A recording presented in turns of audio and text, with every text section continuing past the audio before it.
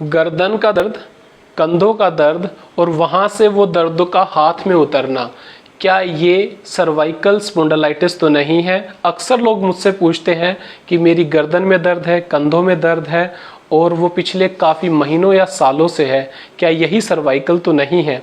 दोस्तों, आज मैं डॉक्टर अश्विनी कुमार करनाल प्लस के माध्यम से आप लोगों के साथ सर्वाइकल और लंबर स्पॉन्डिलाइटिस के बारे में बात करूंगा और आपको बताना चाहूँगा कि इसको ठीक करने के तरीके बिल्कुल आसान हैं। 90% लोग बगैर किसी दवाई के ही सर्वाइकल स्पॉन्डिलाइटिस से ठीक हो सकते हैं। तो क्या है सर्वाइकल स्पॉन्डिलाइटिस, हम बात करेंगे। हमारा जो गर्दन की रीढ़ की हड्डी है उसको हम सर्वाइकल स्पाइन बोलते हैं। उसके अंदर हमारी हड्डियां होती हैं, उनके बीच के अंदर सॉफ्ट डिस्क, जिनको लोग मनके बोलते हैं, वो होता है और उन्हीं के बीच से पीछे से निकलती है बारीक नसें, जो कि हमारे हाथों को और नीचे के पोर्शन में हमारी टांगों को नर्व की सप्लाई देती हैं। इस तरह से हमारे गर्दन से जो नसें निकलती हैं वो C5, C6, C7, 8 ऐसे करके हमारी हाथों को सप्लाई करती है और ऐसे ही पैरों की तरफ नसें निकलती हैं।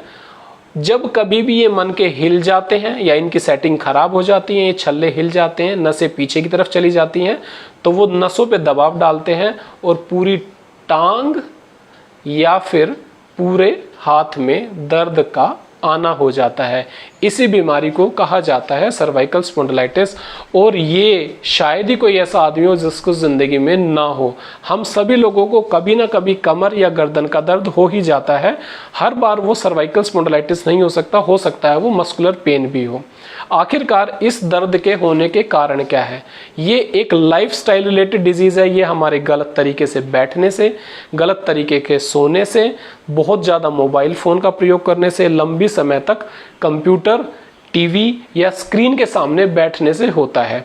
जब हम लंबे समय तक इनसे पे बैठते हैं तो हमारी गर्दन की मांसपेशियां तनाव में आ जाती हैं, हमारी नसों पे दबाव आ जाता है और ये बारीक छोटी छोटी नसें जो कि हमारी गर्दन से हाथों की तरफ जाती हैं, उनके ऊपर दबाव हो जाता है। अक्सर लोग क्या करते हैं कि वो लेट जाते हैं और रात को लंबे समय तक मोबाइल अपने हाथों में रखने की आज के ज़माने में एक ट्रेंड बन गया है।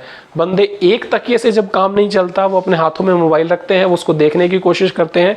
एक तकिए से यदि काम नहीं लगता तो वो दो तकियों का इस्तेमाल करते हैं और इससे गर्दन का जो एंगल हमारे धड़ से जो मिलता है वो बढ़ जाता है और लंबे समय तक स्ट्रेस पड़ता है। ये जो एंगल है ये हमारा काफ़ी बढ़ जाता है इस तरीके से लेटने से और सारी नसें जो हाथों की तरफ जा रही हैं, लोग अपने हाथों को ऊपर रखते हैं, मोबाइल को उठा के रखते हैं तो उस पर प्रेशर पड़ता है।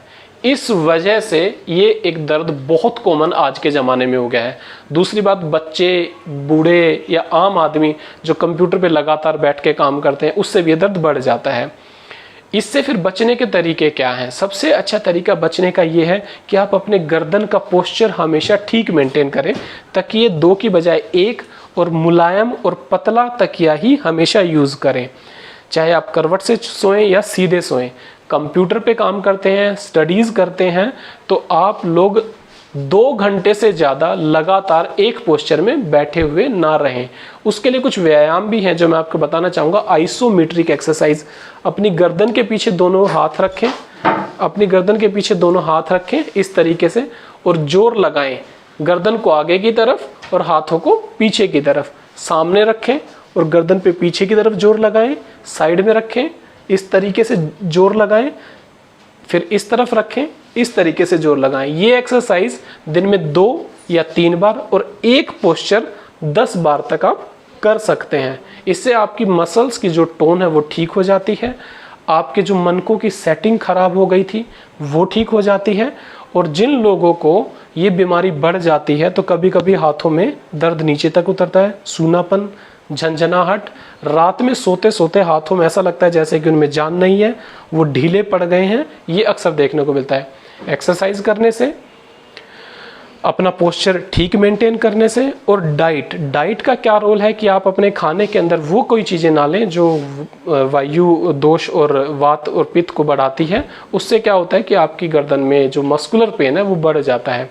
इस तरीके से हम लोग इस सर्वाइकल स्पॉन्डिलाइटिस की बीमारी से बच सकते हैं। कुछ लोगों में क्या होता है कि बीमारी बढ़ जाती है, एक्सरसाइज, फिजियोथेरेपी, डाइट कंट्रोल सब कुछ करने के बाद भी वो लोगों को आराम नहीं आता है।